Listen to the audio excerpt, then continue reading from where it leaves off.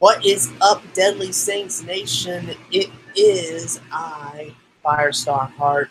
Hopefully you can hear me good, and hopefully the fan in the background isn't too much of a hassle, as it is still pretty hot here. After all, it's still summertime.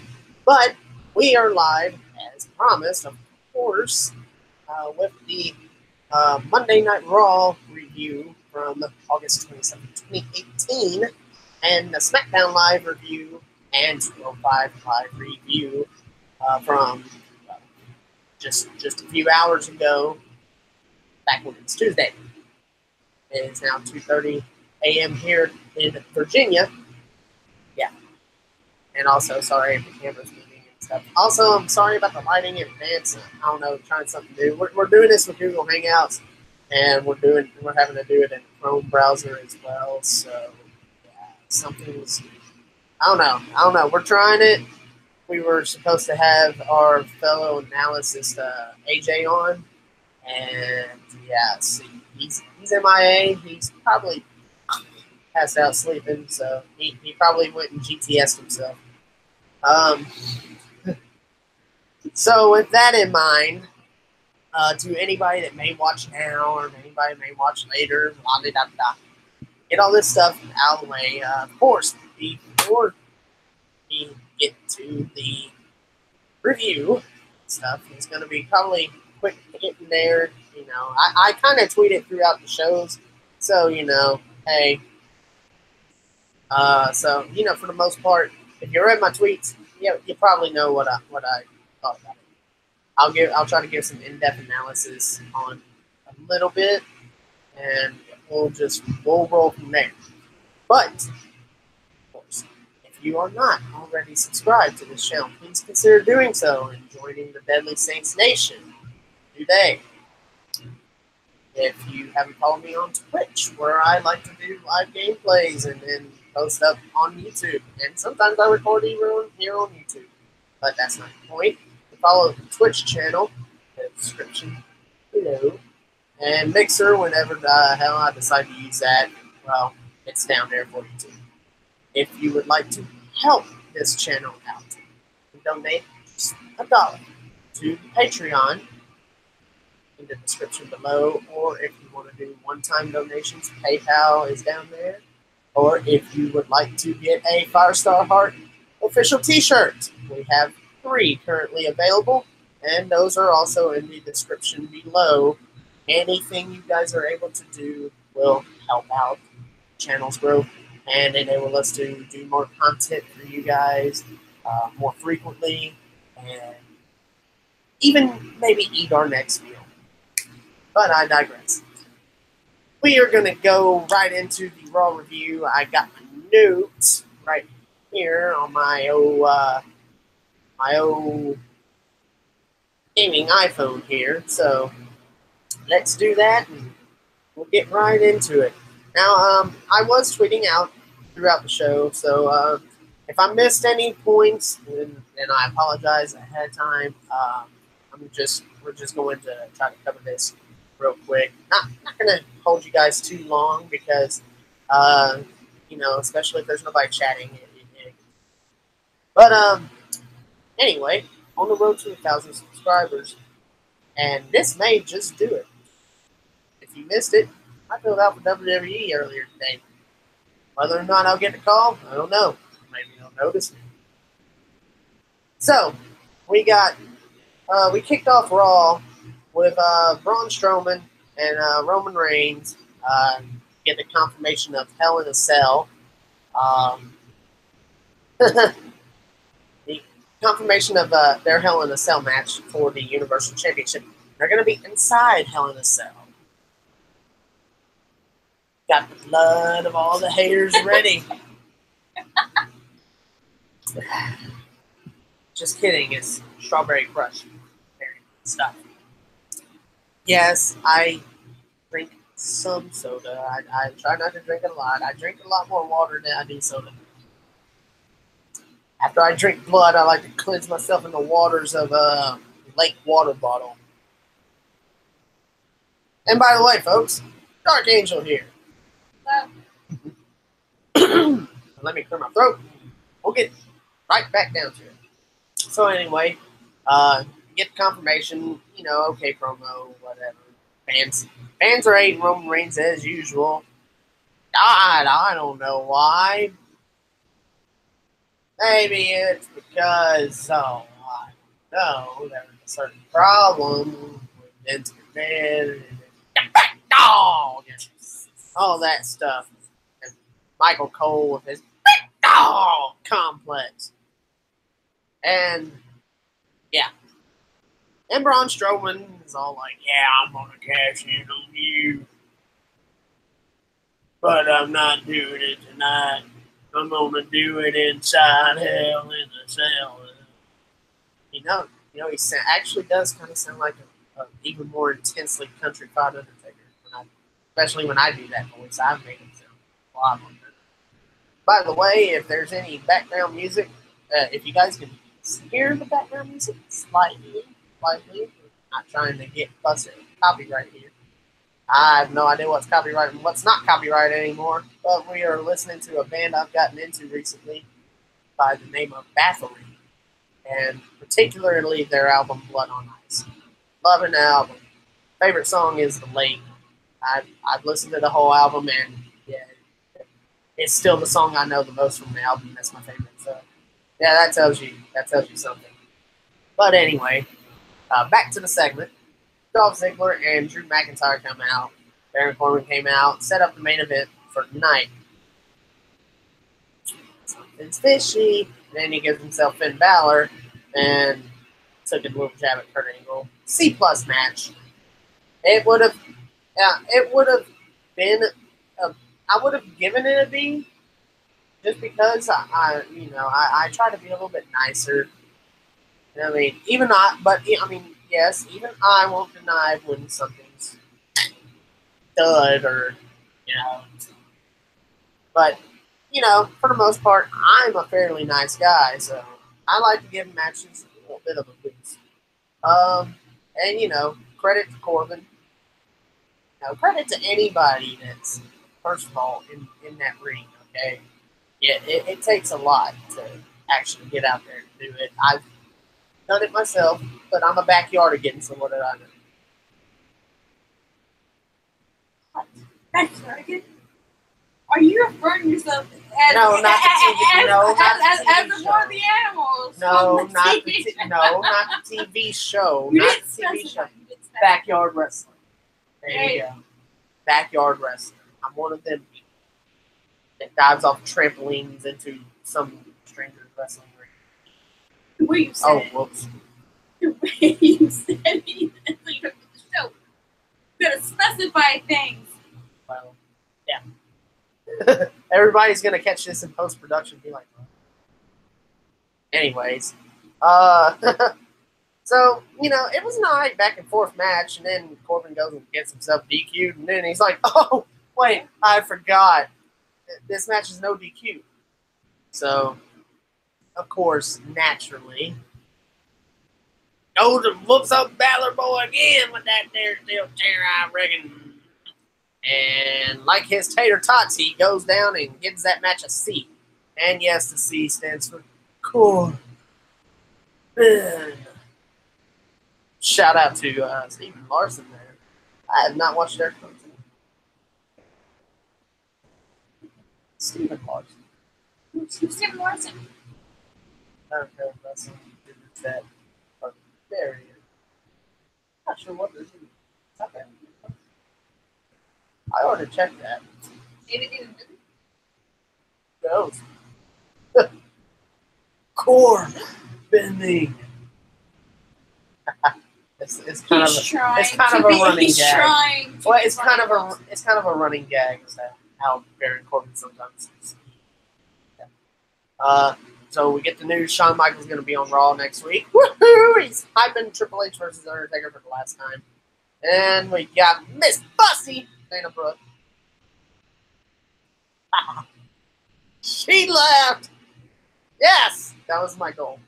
Dana Brooke and Apollo and Titus, and Titus, tells her that she's going to be facing Sasha Banks. Ooh, and of course, Apollo. kind of looks like he wants to get all up in that. And Titus blocking. Blocking. Exactly, right? You know, Titus done forgot all about that world slide, and he's all about that world block. And then there's her. He's blocking the cat. But I digress.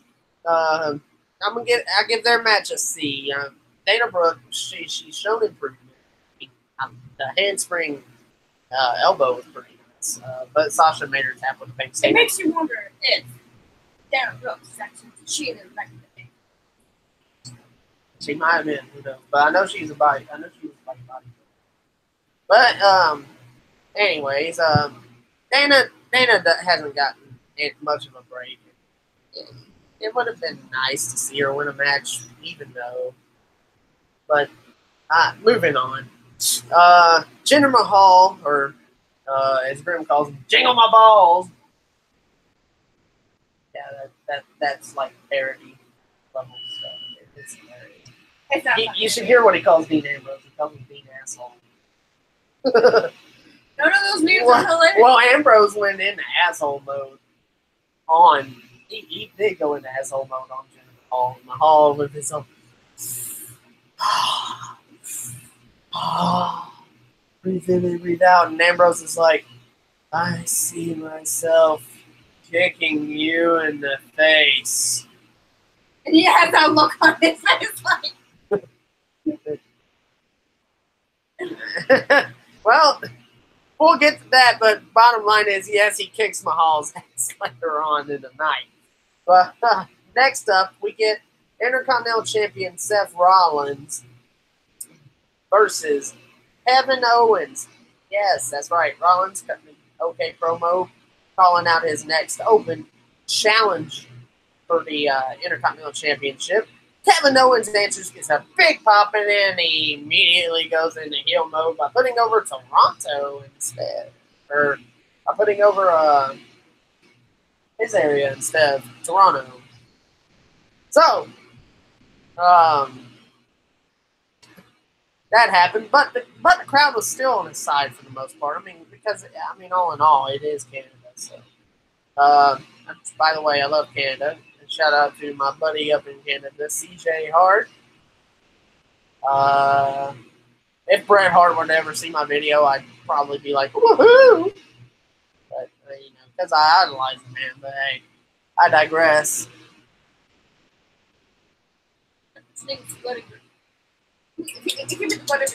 Would you like blood of my enemies? By the way, it's strawberry soda, people. It's not really blood. Get over yourself. And it's very good. If it's blood of your enemies, I want the blood of my enemies to be your two axes. Oh, the evil ones? Yeah. Jesus Lord Almighty. We're so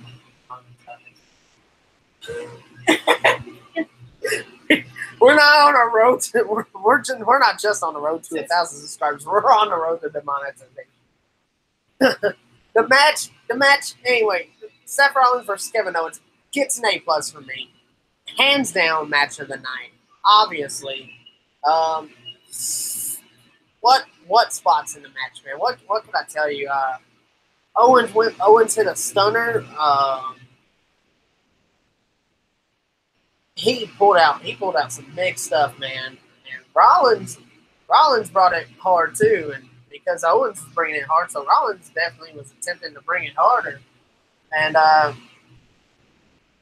Owens worked him over really good, and it was just a phenomenal match back and forth, pay-per-view quality worth. Owens ended up getting so desperate in the end, he goes for that moonsault. And you don't see Big KO go for it often, and see why. He rarely hits it. And unfortunately, on this night, he did not hit it. Rollins moves out of the way, is able to hit the curb stomp. 1, 2, 3. Rollins exits the ring, nodding respect to Kevin Owens. We come back from commercial break to see that Owens is still in the ring. And that's when he drops the bombshell as an emotional, as emotional as he is with the crowd all on him. And he's just like, I quit. Walks away. Walks away. Like nothing happened. Now, for those of you who don't really know or have not really got the opportunity to follow, Seth Rollins and Kevin Owens actually go way back to the Indies, in like ROH. Like we're talking ROH. Rollins used to go under the name Tyler Black, obviously, and of course Kevin Owens, Kevin Steen. And you gotta watch their matches. You gotta watch like their matches, not necessarily against each other, but just their matches from back then. Tremendous work. Tremendous work from him. And I feel for Kevin Owens, man, because his booking has been absolute hits, man. And I really hope that when he comes back, he's rejuvenated, he's healed up, and he gets way better push. And I feel like he could come back as a babyface. Now we all should know that this is definitely a storyline. And also, I kind of feel like it might have been a little jab at Neville, or Hawk, as you may know him as his indie darling name. So Hawk could be coming back. Is he all in? Maybe. We'll find out. And of course, Braun Strowman is with Baron Corbin out there, and just slams his briefcase down, and yeah, that's about all I got from that. Yes, that's when we saw Kevin. That happened before the Kevin Owens stuff, by the way. The Revival, they beat the B Team, and it's a decent match. C to a B. C to a B. It's like in between. And then, of course, they do a Shatter Machine, which they did a Shatter Machine to Bo Dallas and cut a promo. Anyway, sent a statement. That was pretty cool. Hopefully they can get the tag team titles. Maybe. B Team's been the B Team's been a good team. But I'm sure a lot of people, maybe including myself, kind of feel like the Revival has a point. That the tag team division shouldn't be a joke. And Matt Hardy's already, he's gone away. He's going away for a while, or he's retiring. It's one of the two. Bray Wyatt's working on getting repackaged. It's like his second repackage of the year. He became, Broken Bray. Now he's becoming some other Bray.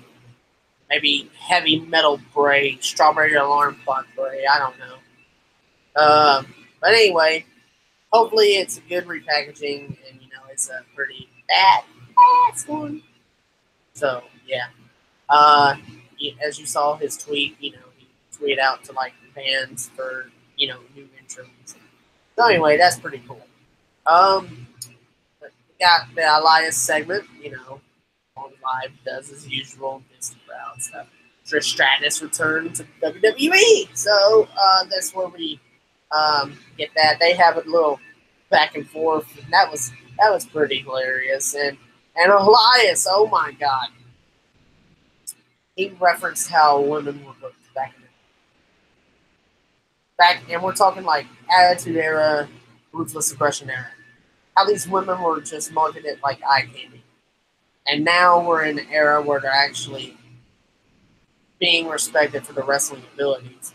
And Elias actually decided to bring up back when they were used for not mainly their wrestling ability in WWE, but mainly for eye candy.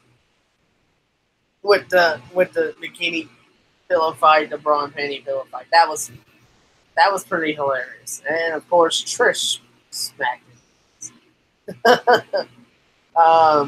And then of course we get to the next match, which actually Trish is staying at ringside, along with Ronda Rousey, who accompanied Natalya to the ring. Before the match, Alexa Bliss came out with her squad of Alicia Fox, or as Noam Dar used to, the Scottish Supernova Noam Dar used to call her Alicia Fox. Yeah, that's what you get when you get a overly British dude trying to say the word Fox. It comes out damn near hilariously wrong. So, Alicia Fox. And I'm returning Mickie James. It was great. It was a great match for what it was. Well, it's a good match. It was good for what it was. You know, nice to see Trish and Mickie in the same building again together. But you know, if you're a wrestling fan, chances are you know of their rivalry. So that's fun.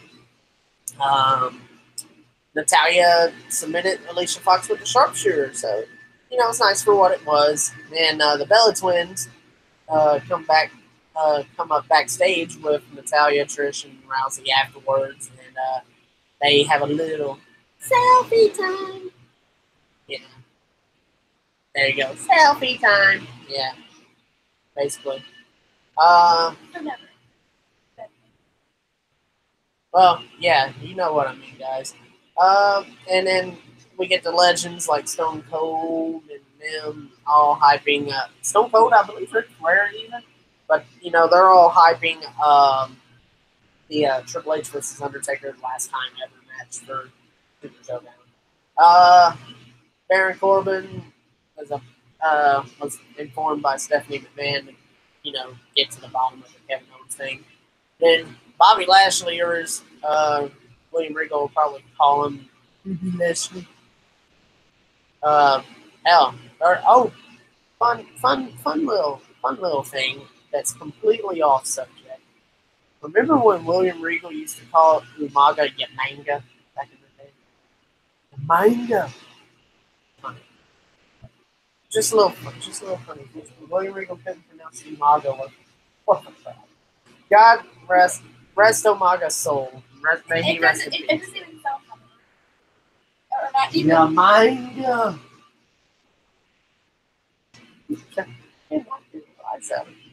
Watch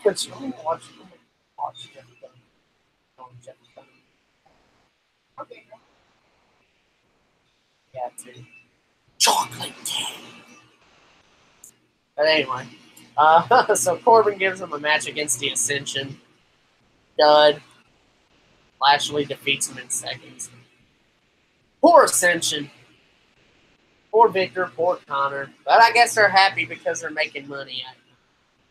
I don't see why they should be jobbers, but because, I mean, they went from being tag team champions in NXT to...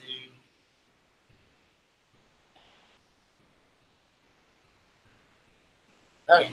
And then, of course, now the match itself may not have been, you know, nothing worth high caliber, but the fact that Ambrose whooped up on Mahal real good was enough to get a B out of me. I mean, I absolutely loved it. So, yeah, and Ambrose is freaking jacked, boy. He is jacked now. But anyway, he whooped up on Mahal with the dirty deeds. There you go. And then we get the main event. Finally, here we are at the end of Raw. The Universal Champion Roman Reigns and Braun Strowman versus Dolph Ziggler and Drew McIntyre. I gave this match a B+ because I don't follow the haters. Be one of the cool kids. Join the Deadly Saints Nation. Try to think logical about everything. Don't hate Roman Reigns just because it's cool. Hate Roman Reigns for a reason. And not the same reasons that keep getting spewed up every single night.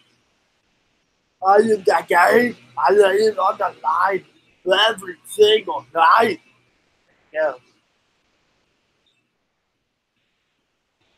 Hey, it's for comedic purposes. I know. But if they know, then it's breaking the fourth wall. They don't know. But now they do. Because we're live. Anyway, gave the match a B+. no, it was not going to be match of the night. But it did turn into something very interesting. Now, I personally thought it was interesting anyway. People were going to complain because, oh, Roman should be a heel. Roman should be a heel. You know, you can be a heel, you can be a face. Don't really matter. Because whatever's going to happen is whatever's going to happen because we're in the smart age. I tried to look intelligently at things and not necessarily follow a hate train just because it's cool. So there you go. So anyway, Braun turns on Roman Reigns in the match. And it was revealed that he had formed an alliance, or at least on this night. Maybe somewhat of a thing to, combat the Shield, but he's got an alliance now, with Dolph Ziggler and Drew McIntyre. That was awesome. And the fact that Roman Reigns is already beat down by the time Ambrose will come out to make a save, by himself, by the way, because Rollins, is going to sell his little arm injury from what happened earlier on in his match. And so with that, Ambrose is out by himself. Reigns is down. So obviously this has Ambrose getting beaten down written all over it. Yes, he gets beaten down. Rollins then comes out. Same story scenario. 3-on-1. Chances are, unless you're really smart like me, you're going to get taken out. If it were me, I'd be coming with a chair. And I have to rant a little bit. I do have to rant a little bit. Braun Strowman's naturally over. Why can't we just have a mutual feud? I don't think either one of them have to be heel or face per se. God knows WWE doesn't want to turn Roman heel, even though he hasn't been heel since the Shield was heel. So yes, while I think Roman could be as good of a face as a heel, come at me, bro. I do feel Roman should be heel again, eventually. Not saying he has to now, WWE. I'm not saying that. I'm saying eventually. He should not be on the John Cena babyface run streak. John Cena literally has not been a heel since Thugonomics. You know how long that's been, folks? It's been about 15 years. Long time not to be a heel. It's like me always being a babyface, except, well, probably pull it off. But fun fact is, right now I'm actually a heel in SRCRW land. So of course, the little virtual, the little virtual wrestling that you sometimes see from my channel and stuff. So yeah, that's a little tidbit. I'm on it's only going to be like a couple minutes, don't worry. Yeah, anyway, I've been getting to do some heel work lately. It's fun. Roman Reigns is a badass when he's heel. That's fun. Now, if he's a badass babyface as well, that's also fun. And we've seen that he can do that. So, I mean, just put two badass behemoths together and let them go at it, tear each other up inside Hell in a Cell. That's where your fun comes in.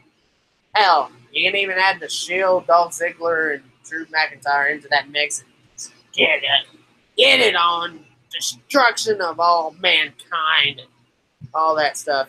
And Jeff Hardy, going to get to him in a minute too, because we are almost on SmackDown.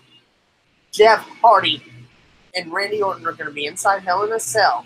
By God, Jeff Hardy, I am sensing it now. You're going to swanton off of the top of that cell, aren't you? You're going to do that. Jeff, you're going to kill yourself, man. Careful. I'll get to that in a minute. Because we are indeed on SmackDown. That little shine from the camera. That little shine. Which, by the way, this is pretty fancy phone. It is a Thin Q, an LG G7 Thin Q. So allow me to get my notes out here. And we will back on the light here. All right. So we kicked off SmackDown with King Booker T, Mr. Five-time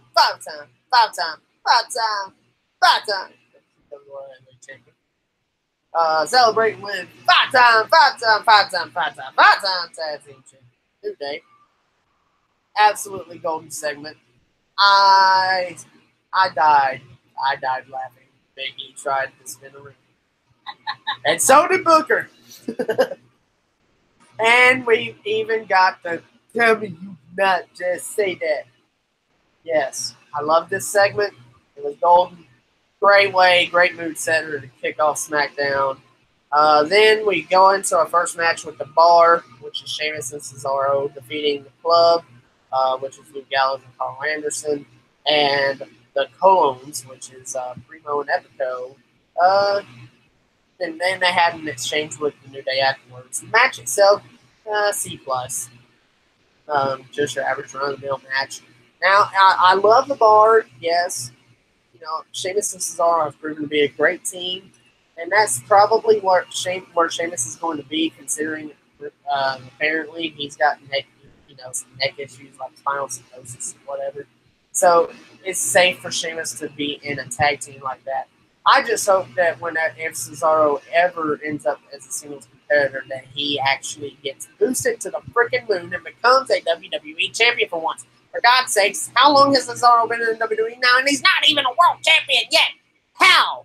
WWE, how Vince McMahon? He's Cesaro. He's a Swiss Superman. He's what you want, Vince, as far as a freaking, muscle-bound dude. So why Cesaro hasn't been world champion yet is beyond me, but I digress. And Carl Anderson and Luke Gallows, why are they not tag team champions in WWE yet? Why are they not tag team champions in WWE yet? They need to be tag team champions. As much as I love the New Day, as, the club should have been like 3-time or more tag team champions. They should be 4-time. You know what? Give them 5. Hell, they've been in WWE for, over 2 years now? At least 4. Maybe. Depending on how long they get to run with the titles. So I'll bump it down to 2, provided they have a long reign. They should be bullet clubbing all over WWE, considering, they're from New Japan and the Bullet Club. Yes, which is exactly why I think Vince is trying to punish them and make them look weak. You got anything different to say to me, people? Or maybe WWE, you want to hire me to boost your ratings. Because Firestar brings ratings. That's right, I said it. Come at me, bro. I'm guessing Rusev Day gets a match against the Usos next week or something like that. Anyway, I can barely hear it because I watch these wrestling shows. I watch Raw and SmackDown via live links and streams on here because IR don't have cable, so IR use internet to watch. Because IR gamer, hear me roar. And yes, that is purpose. He does. I know how to speak in proper grammar. Thank you very much. See, I am gamer, hear me roar. There you go. I am. Same damn thing. Alright, so anyway, happy Rusev Day, and I hope Rusev gets back at me with one of those happy Rusev Day tweets. So yeah, anyway, Rusev, Lana, A in English. Super mega over. I'm really hoping that they're babyface at this point. Loving them to death. I've been a fan of them for a while now, so yes. Jeff Hardy rebroken by fate, apparently. Good promo from Jeff. The flashback to when he completely snapped on Orton, that was still awesome. And he calls Randy Orton out. Jeff gets the delete chance going, and delete. And maybe Jeff will get to delete Orton inside Hell in a Cell. But Jeff, for God's sakes, man, please don't kill yourself. I mean, yeah, okay. You can dive off the cell, but just don't kill yourself, man. Don't kill yourself. But anyway, yeah, I think I'm rooting for Jeff Hardy to win the Hell in a Cell match. It would be really nice for him to win. Considering especially that I don't think Jeff Hardy's even ever been in Hell in a Cell before. So in my opinion, Jeff Hardy actually needs this win because of the circumstances. The Carmella interview, and blah, blah, blah, blah, blah. Mella is money. Everybody else is chump change. La-di-da-di-da. She's annoying. To end the thing, she's the one out of Enzo and Cassidy, I guess. He's the one still in WWE, so here's looking at you, Cass. Cass hole. And of course, Enzo with his real one rap career. I'm actually not going to say anything bad about that. Again, it may just be the fact that I'm a nice dude, but I actually got hope for him. And Enzo, if you ever hear about that, give me a little bit of room. You know what I mean? But anyway, R-Truth comes in the frame after Carmella leaves, and then Ty Dillinger comes up. Why are they not doing anything as a team, considering they're together? And it would be a great comedic thing. R-Truth is hilarious. And he's talking about teaching Carmella a lesson. Why, Truth? Why, Ron? Oh my God, you are so delusional. But hey, it's cool. Let it be. Let it be, man. I don't think it's gonna win. And then Billy Kay, Peyton Royce, they defeated Naomi. D match, just a run of a mill average, and Daniel Bryan beat Brie Bella,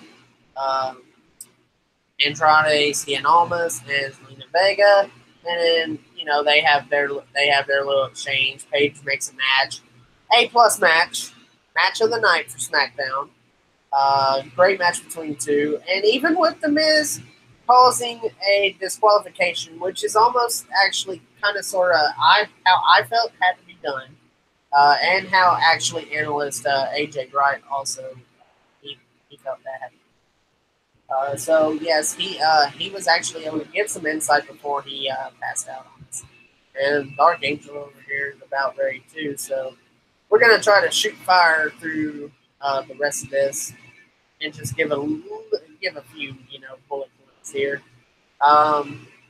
With the Miz and Maurice laying out Brian and Brie, it makes sense.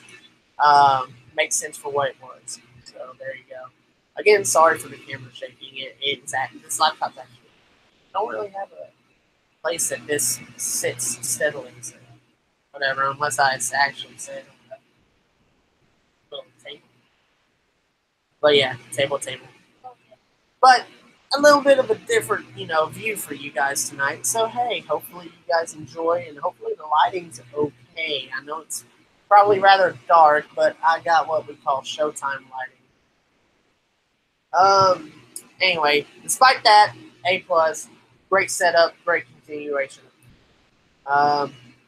Maybe WWE's doing a little switch with Charlotte and Becky Lynch here. I don't know. But Charlotte seemed rather unapologetic about what happened there. So that interview, that takes care of that interview. The AJ Styles and Samoa Joe stuff, again, again, going too far, as usual, but it makes for great edgy programming that we all love from our wrestling. And, ooh, Wendy! That was creepy. I scared myself. I'm looking at myself in the camera here because we're on this hangout. That was creepy, man. My God.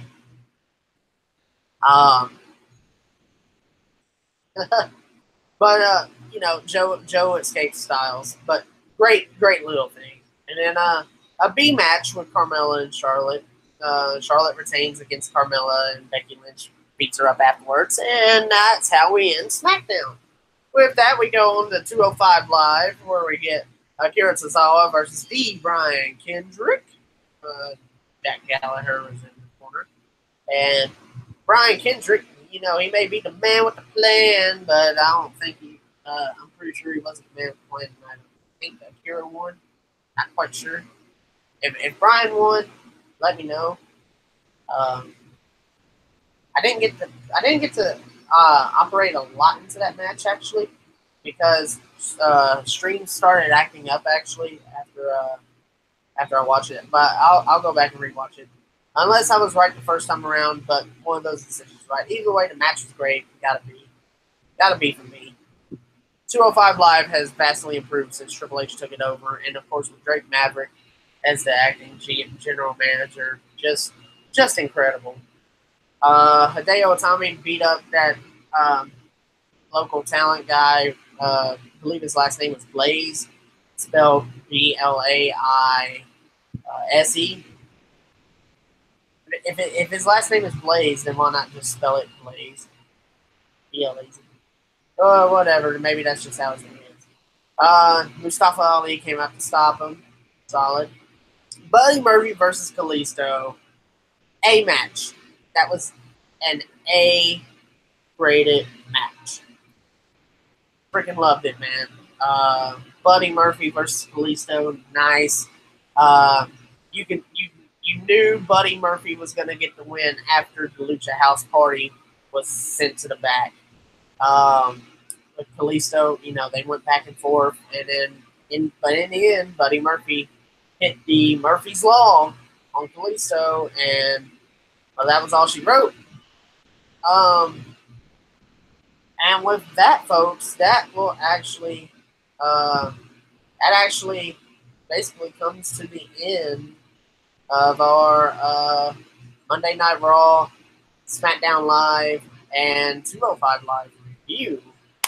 If you guys enjoyed that, then of course, I said that at the beginning, give us a subscribe and stay tuned for more content whenever we're able to, you know, flesh it out to you.